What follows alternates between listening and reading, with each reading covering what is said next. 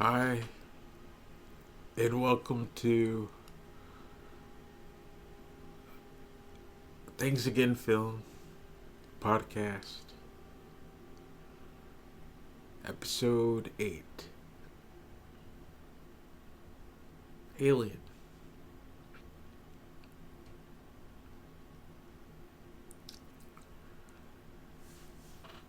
I thought it might be good to talk about Alien. There's a lot to say about Alien.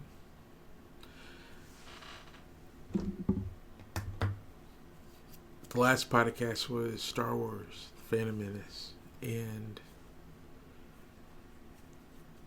I could technically talk about Star Wars Episode 1, 2, and 3.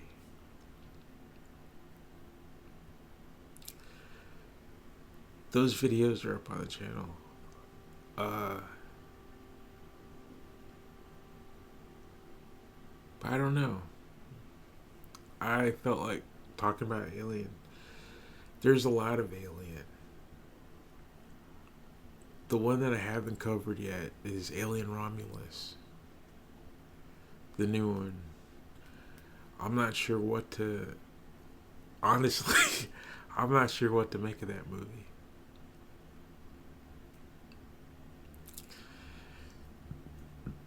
I'm not trying to be rude. It's entertaining. It's fun. I was excited to watch it. But once they get on that ship, it's the story just falls away. And it turns into a bit of a fan film.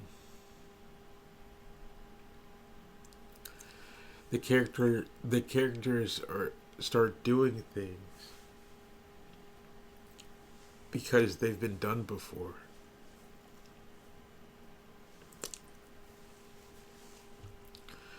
I it just confused me. So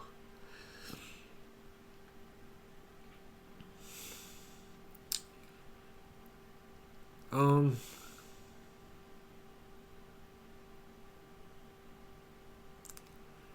let me think.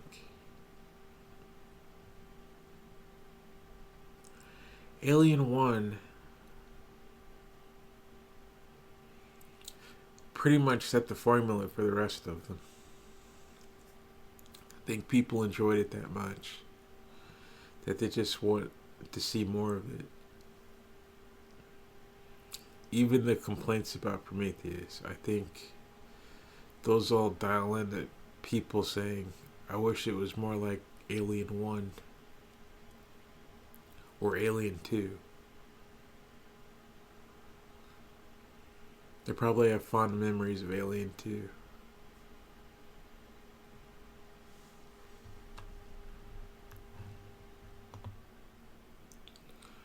Uh, Before I started, I pulled up the Wikipedia. I pulled up the Wikipedia before I started. I know the movie forwards and backwards. But as much as I like Alien, I can't hold on to everyone's name without looking.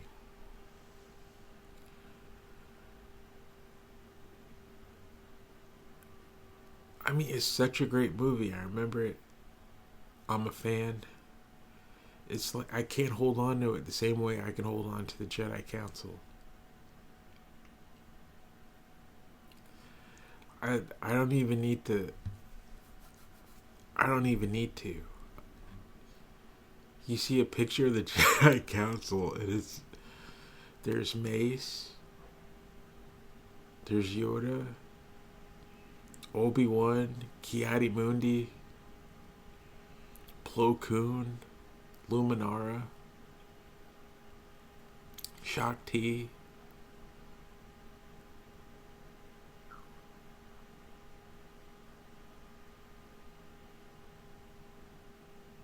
I don't think Voss made it. His name popped up. And then it gets in a little bit in the weeds. There's the lady with the head, tails.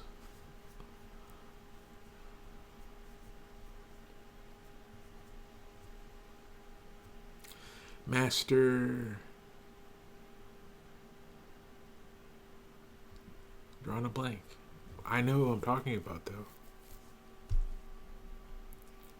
Mace's Padawan.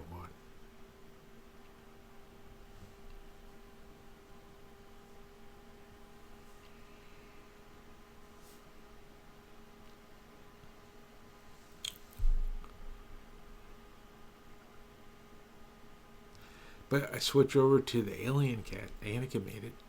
I switched over to the Alien cast. There's there's Ripley.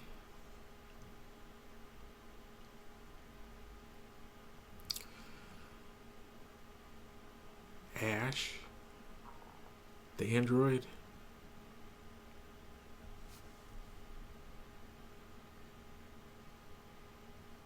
There's Lambert.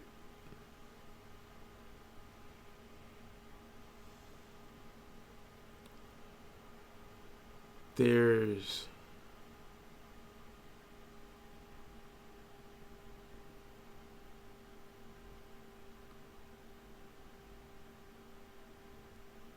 I know the cast. Isn't that the strangest thing? My mind can't it can't hold it.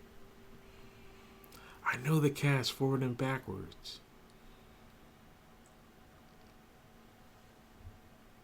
I'm gonna look.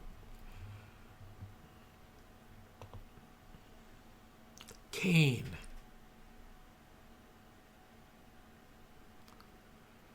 John Hurt. The guy who messed everything up in the movie.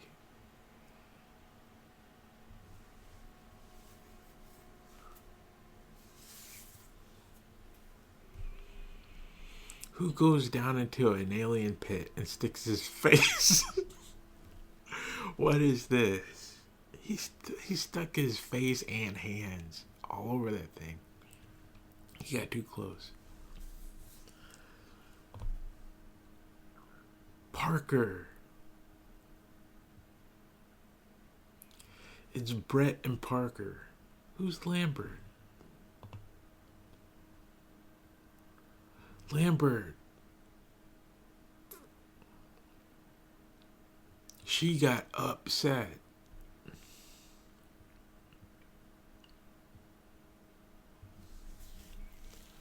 Lambert's everybody's favorite.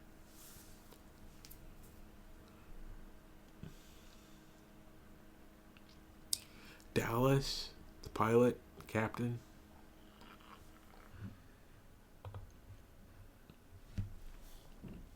That's pretty much the crew.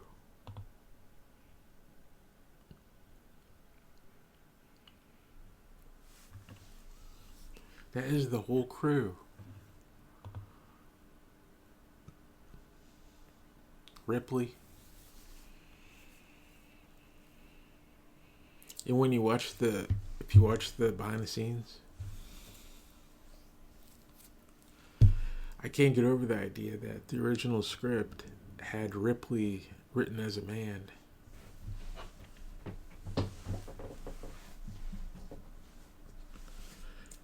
Ripley was originally written to be a man in this story. And that changes a lot.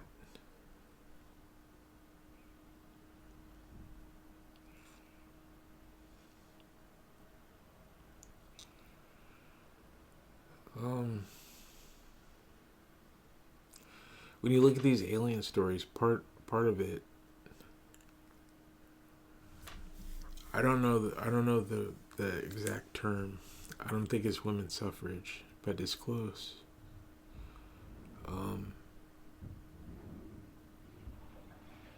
There's commentary.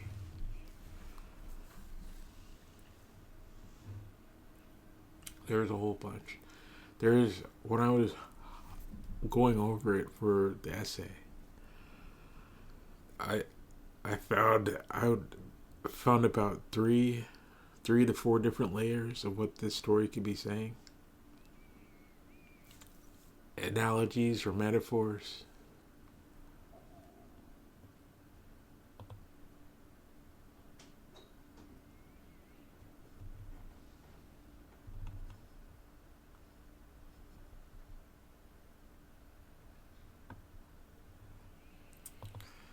So, the other thing that happened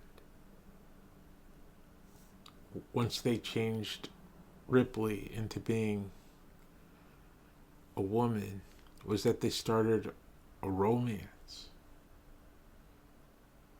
between her and Dallas.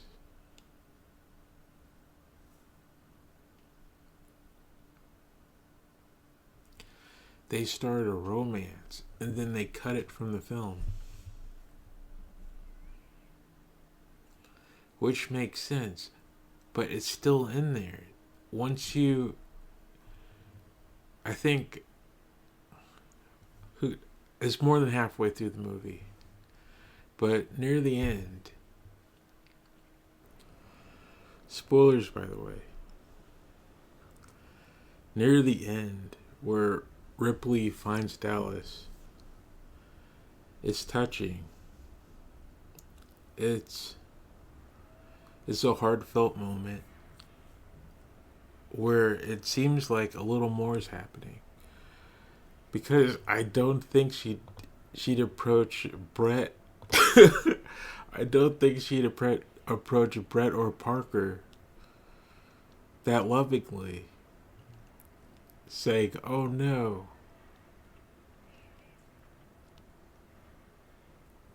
That's a different kind of friend.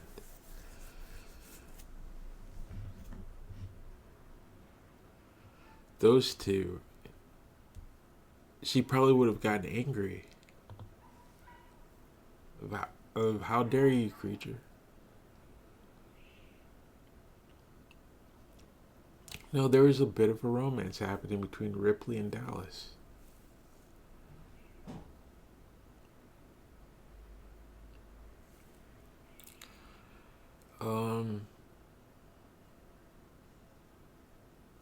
Let me grab my notes.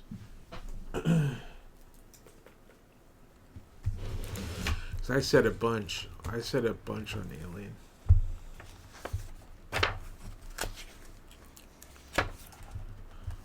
I remember the whole cast though.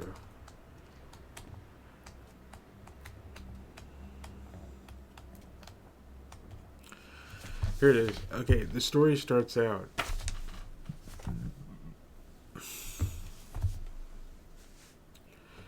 Where there's a lone ship drifting in space. And then all of a sudden, it wakes up. The computers wake up.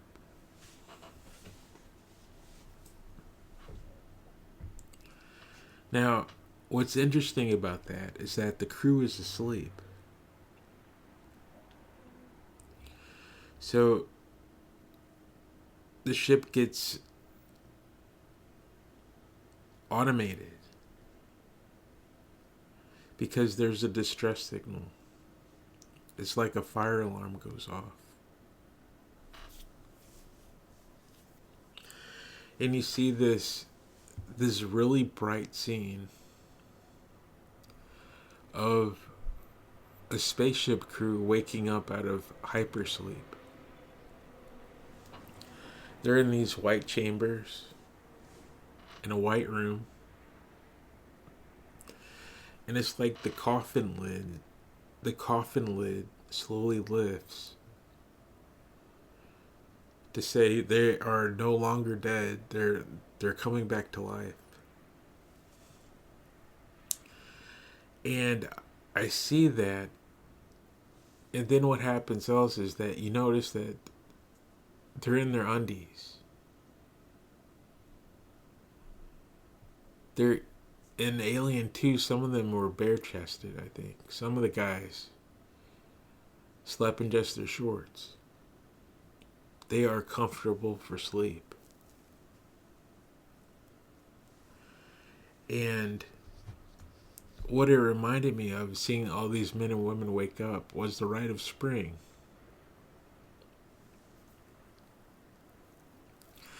That's a layer to this movie, I think.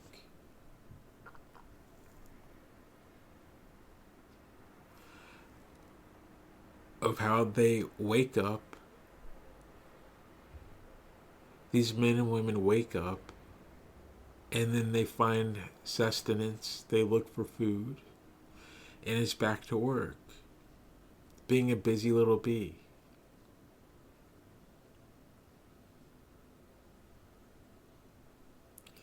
There's a romance on the crew between Ripley and Dallas.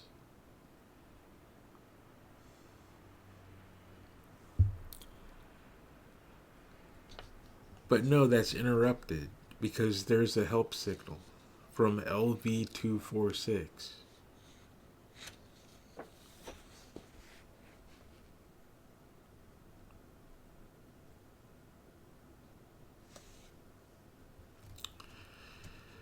So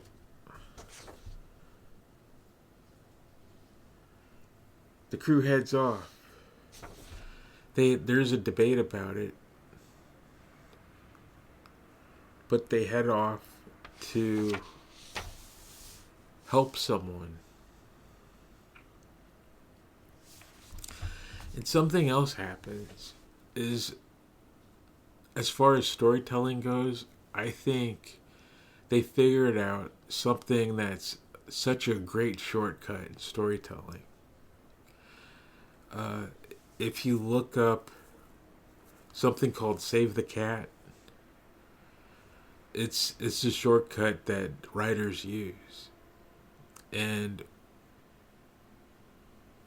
what that storytelling tool is designed to do is to make the audience care. It's a trick, but it's also a help tool so that you're actually writing characters that matter. But Save the Cat is something where you're supposed to care about a cat. You're supposed to care about a cat. And what people will do is, in the story, they'll design a story where a cat is in peril in the beginning of the story. And the main character has to save the cat, literally. It has to snatch the cat from getting hit by a car.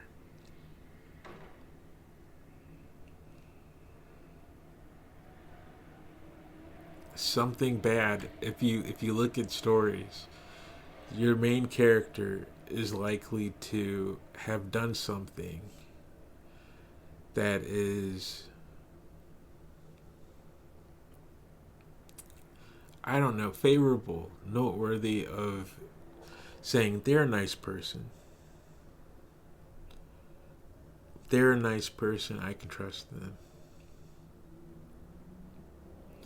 Odds are some way they save something or help someone. And in Alien, there's another shortcut that I noticed that is way better than Save the Cat. And that's breaking bread.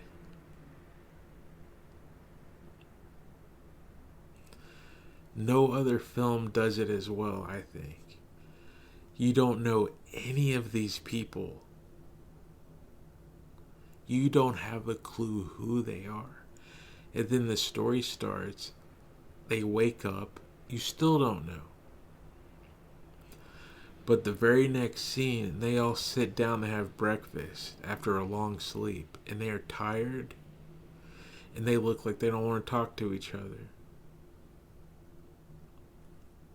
But guess what? They're breaking bread. They are a family sitting down together. And it is such a shortcut. In one scene, you understand, know, and want to get to know the entire cast.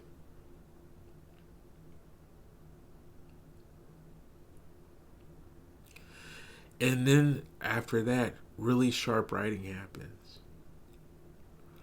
of where you get to see the dynamic between them. You get to see Parker. You get to see Brett and Parker give everyone the business about how they want more money. It's the funniest thing because their boss, they have more than one boss. Ripley's their boss. Dallas is their boss. Ash works for the company. Ash has a direct line to Weyland-Yutani.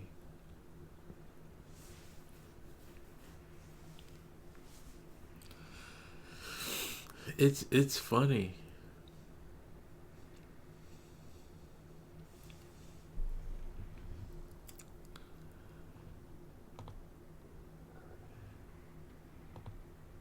And they do it so well that it sets up the rest of the movie where you don't want to see any of them get hurt. And walking into it, what was the tagline in space? Space is so silent, or no one can hear you scream.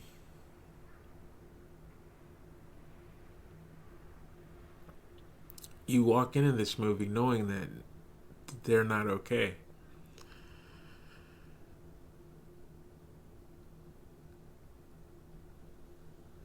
I mean, that is what space is.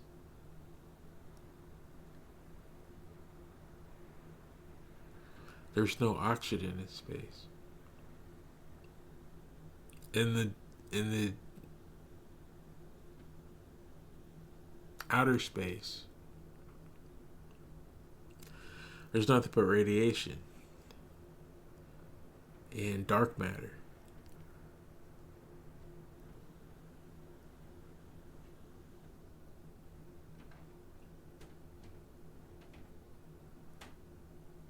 But it's a clever line.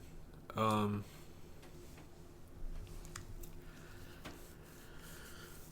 I'm gonna look over this for a second.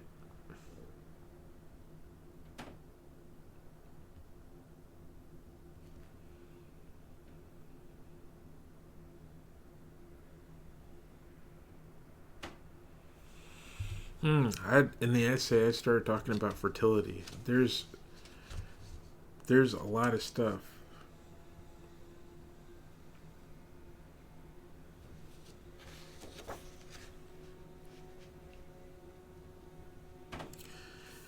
Um,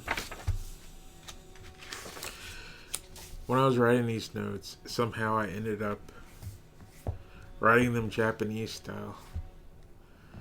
I wrote, for the first time ever, I wrote from right to left.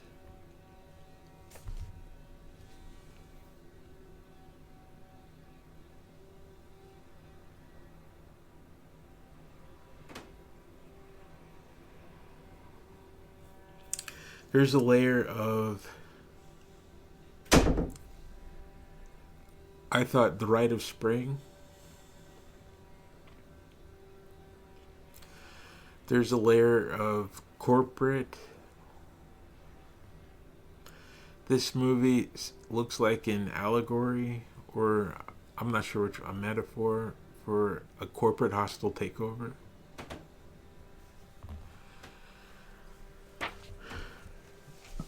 It's the idea of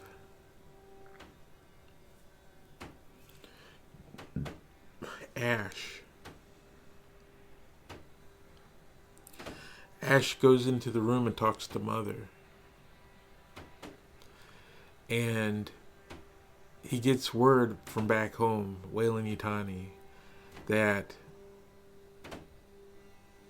they want the creature.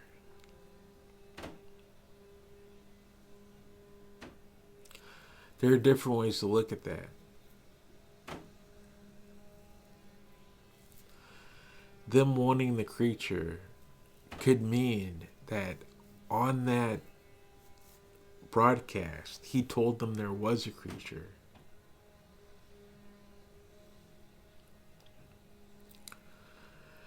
But it could also mean that Weyland-Yutani has been to LV-246 already and placed that broadcast and given the Nostromo that shipping route to wake up on the way home. If that's the case, then it's a type of corporate hostile takeover of where I think I went under saying that it has to do with new management.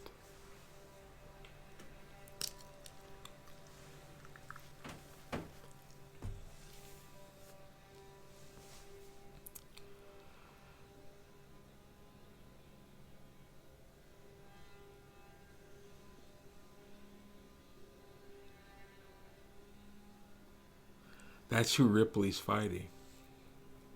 I'm trying to dial back into where I was.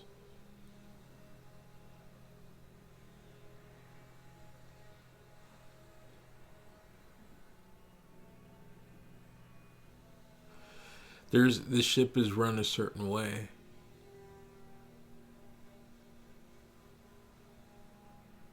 The company is run a certain way. And then someone dark shows up and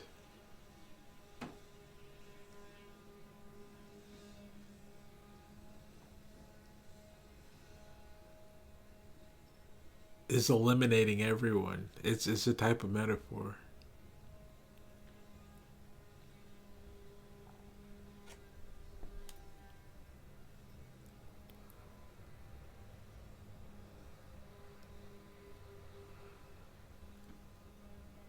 And she's doing her best to hold on to her job. There are other things.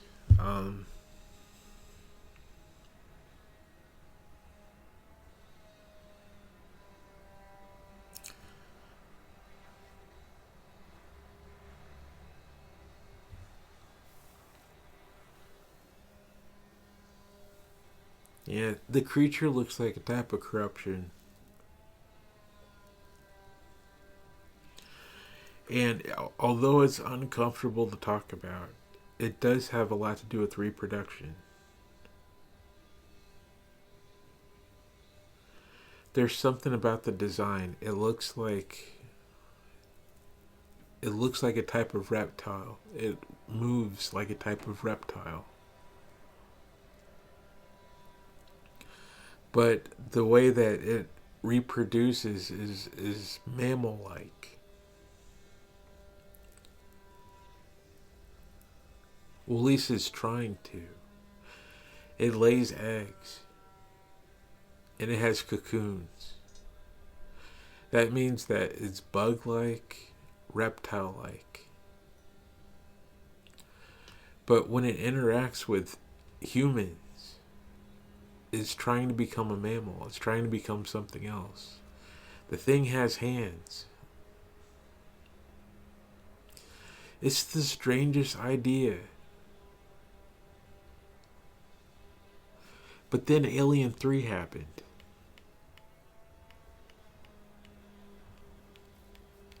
The xenomorph, apparently, no matter what it connects to, it's going to have hands.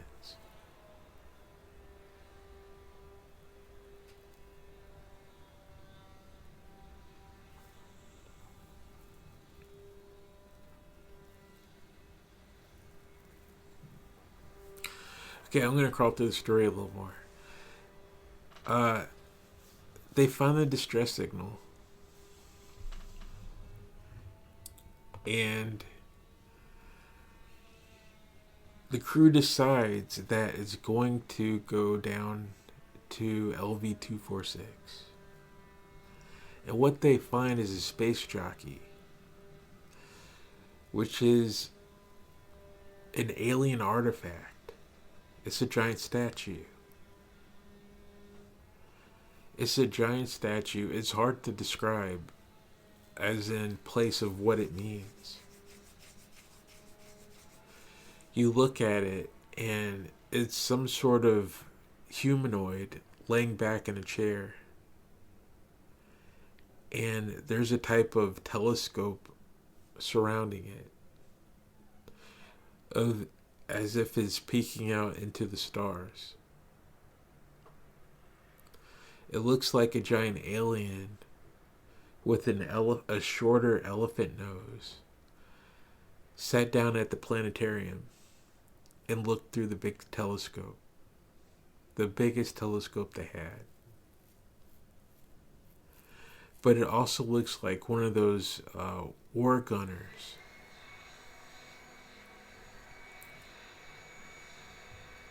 They had the long range missiles.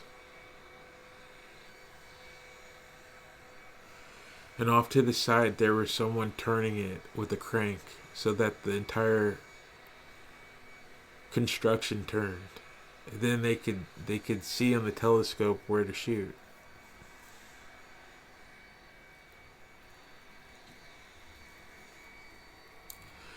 And they encounter that thing.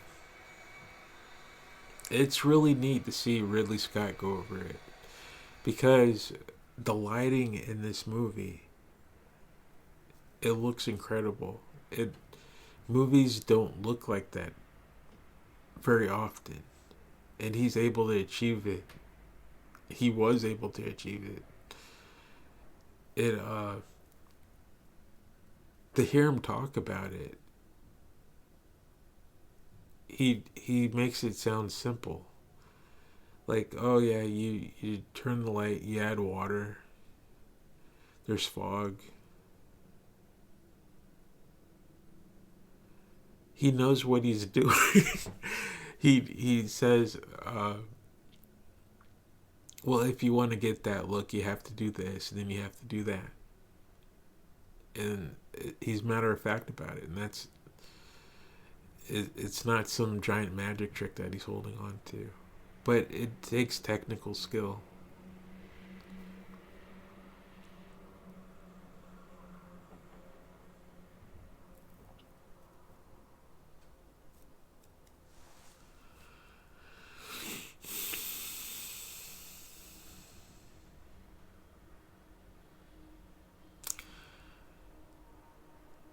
It's a good movie. I compliment that scene.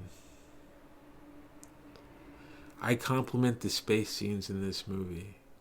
The lighting in this movie is incredible. The craft of this movie is incredible. It's in the Library of Congress for a reason. It's this and the other one, if I talk about film, is the behind the scenes. Behind the scenes of Return of the Jedi. It didn't make it into the film, but there are clips of the Millennium Falcon where rebel troops are running through the corridors. It's a shame that it didn't make it into the film. There's light coming up from the floor, and a man stops in front of the camera, and he reaches down and he pulls a crate off the floor, and it looks incredible. It's rich. It looks like an oil painting in real life. It's this warm. It's a warm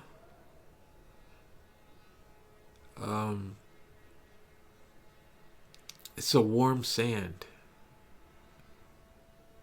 low contrast,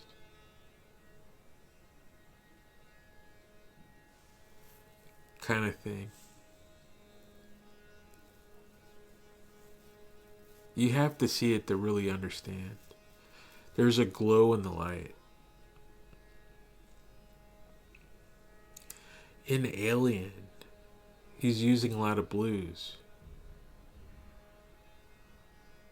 outside the ship.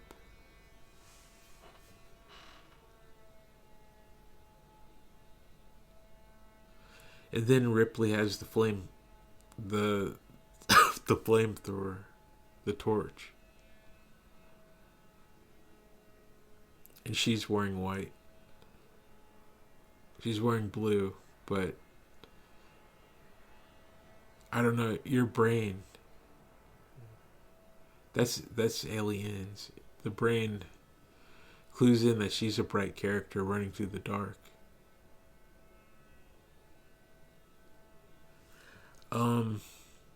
So for the group of three marches on. One of them went down already, if I remember correctly. And then the others, no, they all go, but only one goes all the way down. And then he sees a rookery.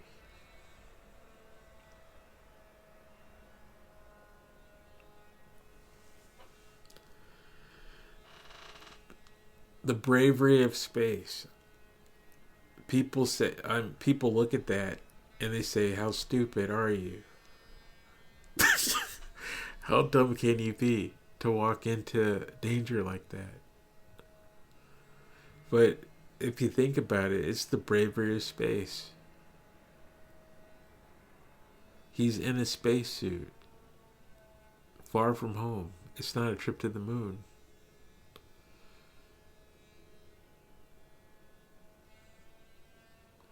And no one else is going to look. I mean, all of Earth, if you think about it, is going to want to know, what did you find? You found aliens in space? They had a whole chamber built? Did you go down and look? No, we just saw it was there and walked away. No, he grabbed a rope. He grabbed a rope and went down. And he kept going down. Cade kept going down and he looked. What'd you see? They had these pods everywhere.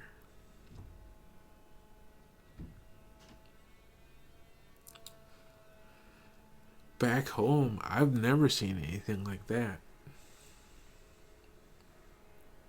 But cornfields.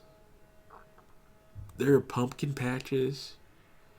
You ever walk through a pumpkin patch? How about a watermelon patch?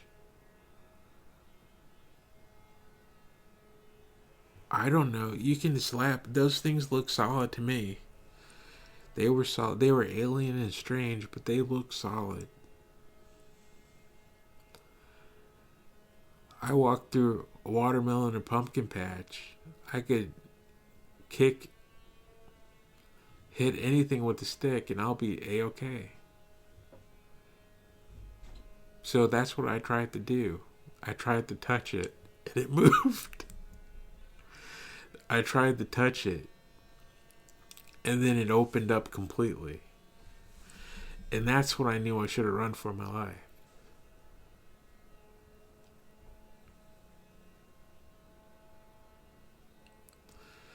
But if you look at that scene, it looks like instinct took over. The thing opens up and Kane is like, what the hell is that?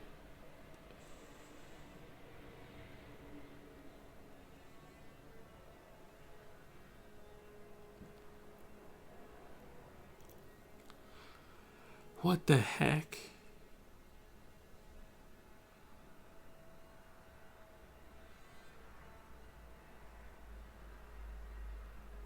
It looks like chicken skin.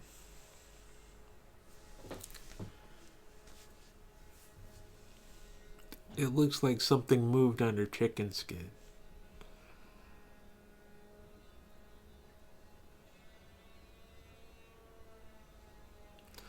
And then he's probably thinking, I'm going back to the ship. But no, he sticks his face. It doesn't add up.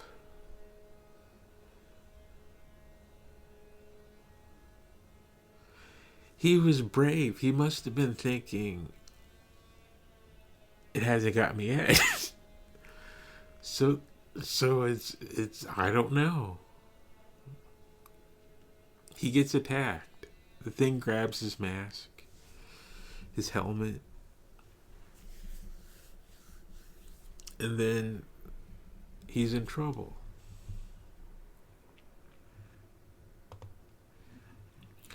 Okay, fast forward. Probably the most important scene in Alien. I think it's probably the most important scene in Alien because it. Hold on, I need to close the window. There's construction going on. Okay. I have to go tell those construction guys to stop for a while.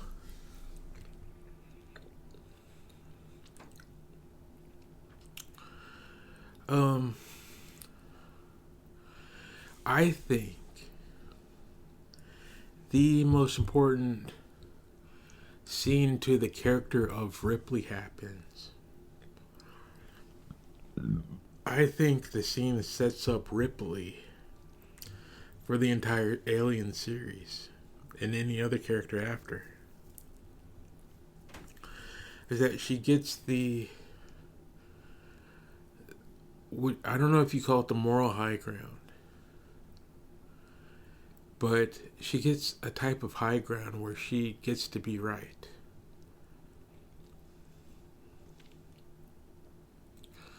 She gets to be right in a difficult situation. A difficult call comes up, and Ripley has the right answer. And Ripley's on the ship, and all of a sudden, three of her colleagues show up at the front door. And one of them's been infected or has an alien wrapped around their face.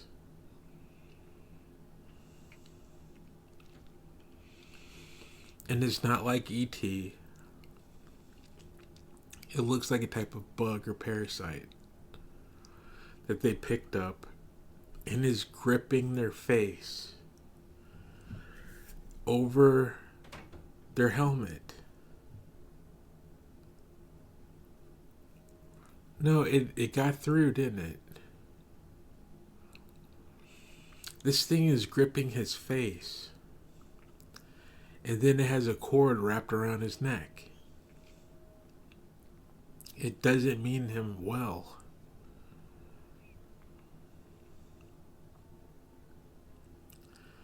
And she says no.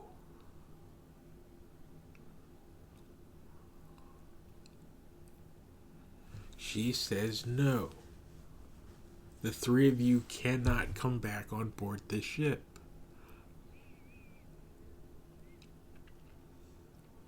You're polluted. You've been compromised.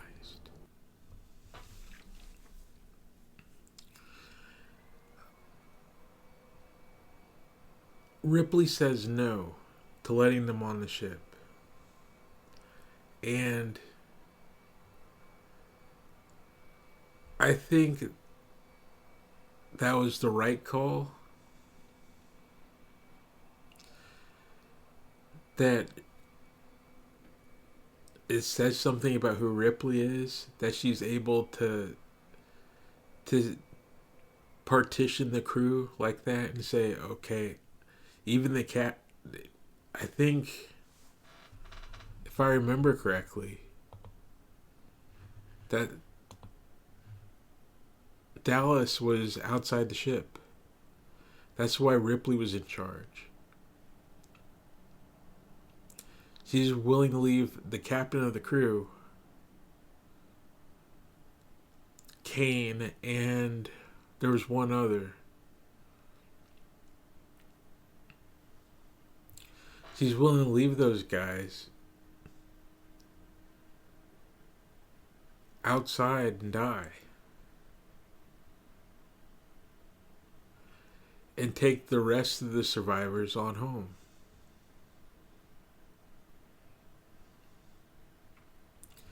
Let me see, there's 1, 2, 3, 4, 5. One's an android. 1, 2, 3, 4, 5, 6, 7.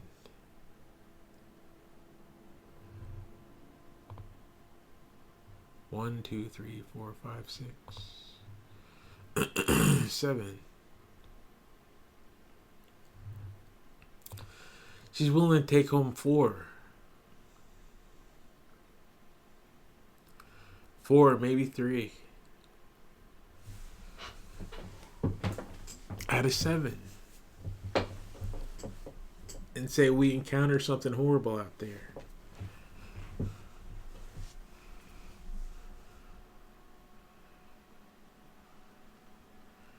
And technically it was the right call. Because look what happened. Only Ripley made it out alive. And I think that's part of what makes the end of the story so satisfying. Is that it's a I told you so.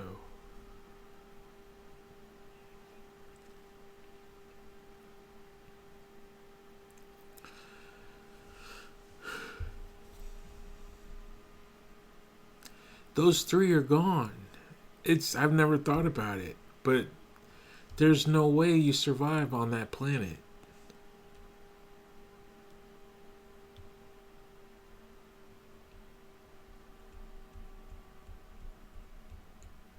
A couple of hours go by, Kane wakes up. The thing gets off his face. And then they sit around the jockey for a while. Maybe they take pictures. They wait for help to come back.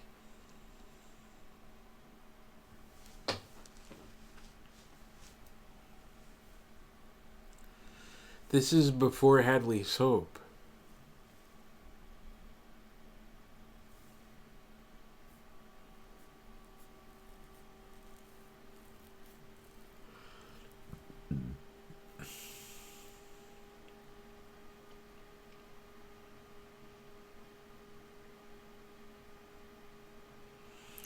Then one of the aliens shows up.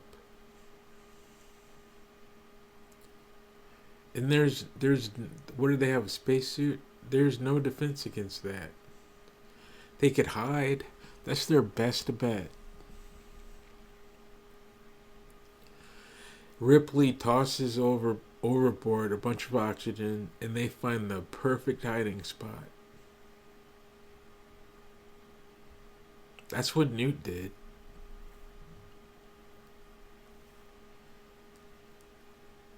And you wait for help to arrive. And help did arrive.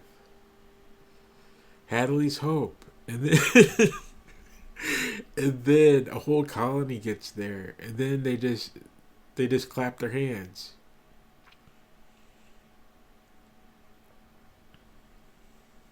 They just point at each other and clap their hands.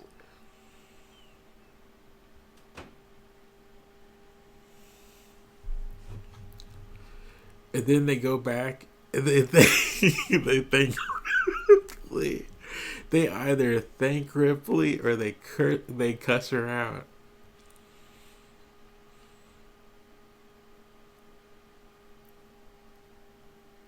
But no, we saw what happens. They have to thank Ripley for tossing over the oxygen.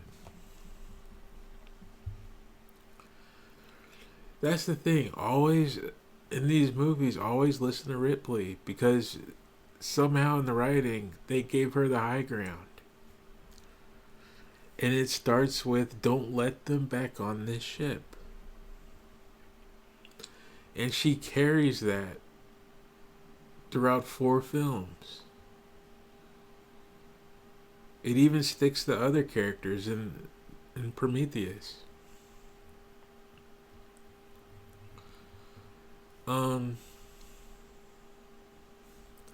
After that scene, there's a scene of the hospital. And the best part of that is Yaphet Kotto standing outside the medical room saying, "Why don't you freeze him?" Then he gets the high ground.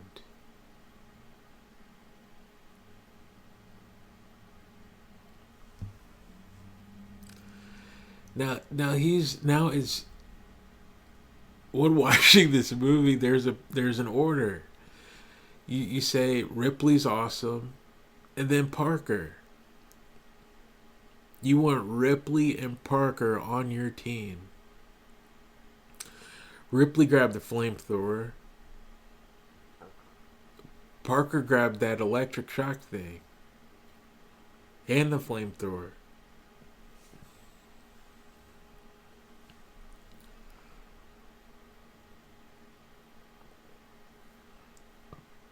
They had a cattle prod.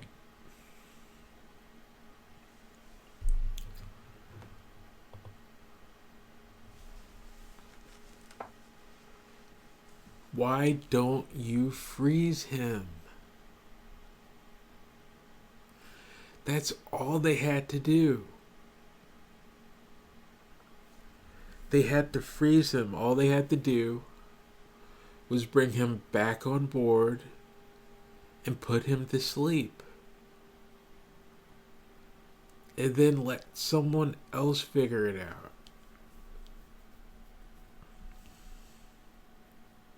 And the crew makes it back safely.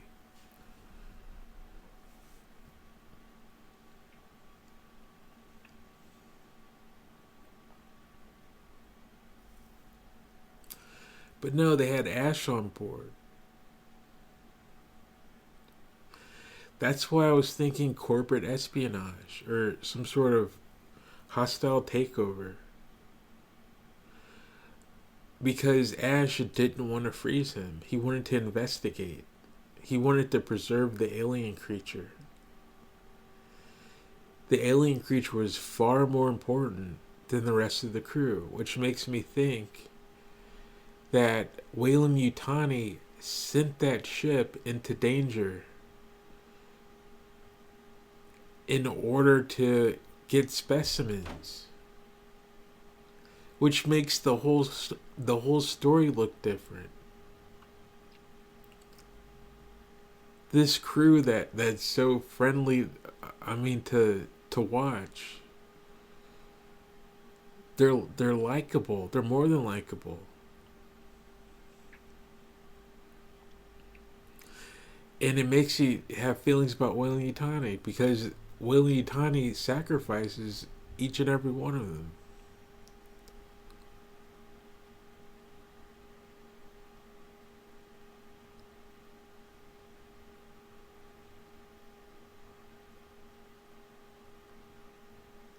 They sent you break bread with them and you're like, these people are great. Weyland-Yutani wants them all dead.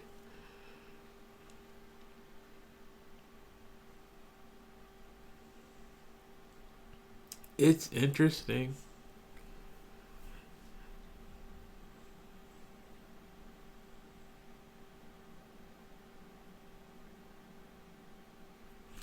And from there the story is about the alien creature. And it's really good sci-fi.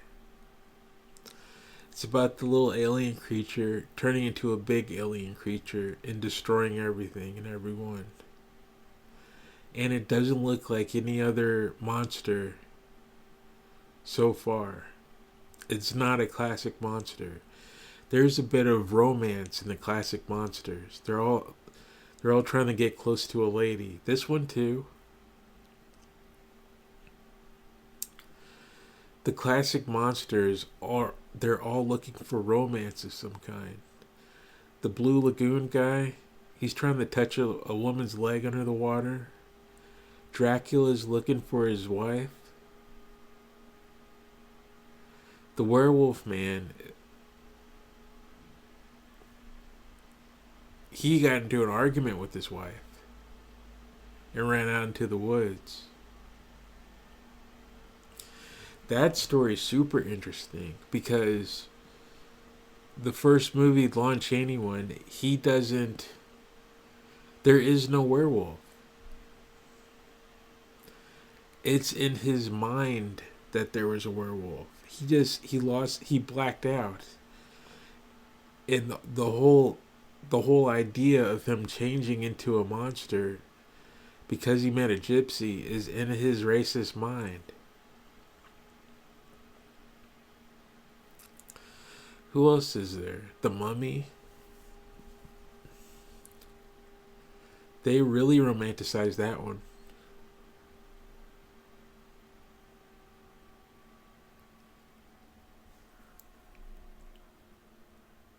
Anaxaramun.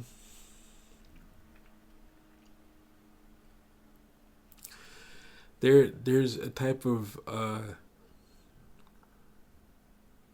highness with those old monsters.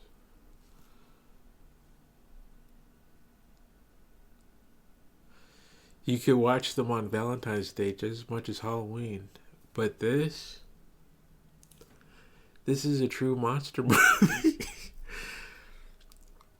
This is a true monster movie. And it's scary. The the behind the scenes. There are clips of this that are cut from the movie. And they're, if you look at them, as interesting and neat as they are, it's the type of darkness that would have disturbed audiences.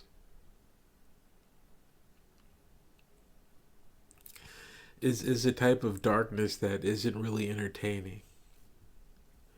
And I think he did it. I think he did everyone a service in getting rid of it from being in the movie. There you can see a part where Lambert is confronting the alien, and she's a deer in headlights, and they have the creature on a profile view, just being dragged on a sled or something that you can't see. And it looks like it's just sliding forward towards her. And it's horrific.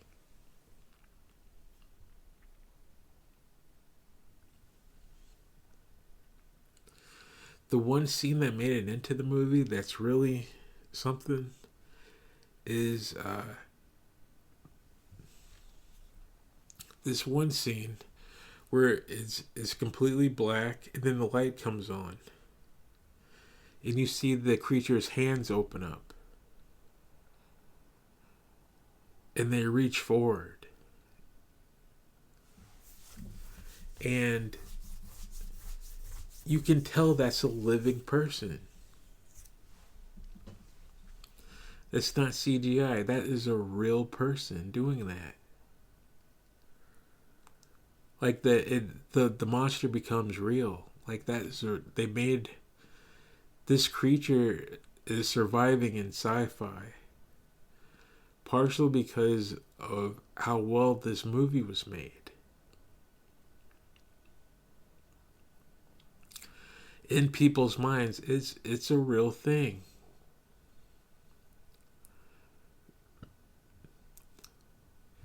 From there, it's kind of a fast forward. It's a fast forward of Ripley. Ripley does her best to survive.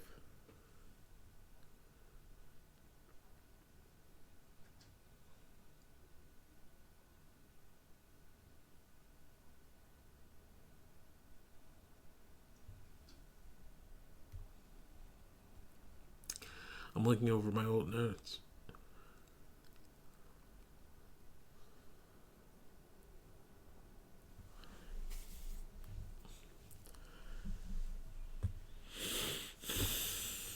I'm going to read a little bit. This is an essay, but I'm going to sum it up since this is a podcast on it. Same thing. The alien might be a creature that represents a lack of abstinence. It collects people for reproduction. It paints a picture that what people who can't slow down look like to monks, I bet. Grabbing at everyone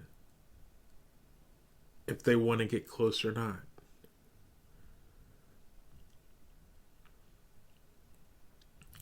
If that's the case, then Ripley must represent purity.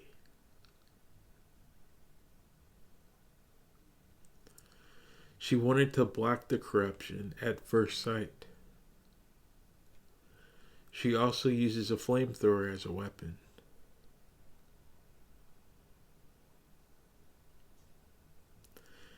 The end of this film is cathartic because it feels like a cleansing.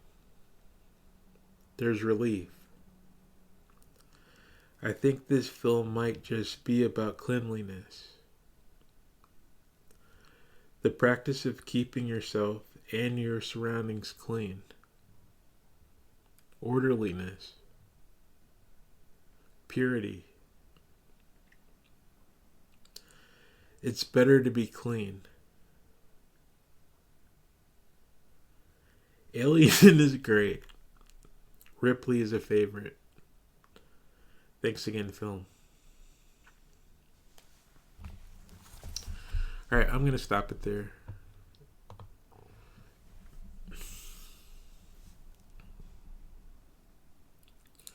Alien really is a great movie. I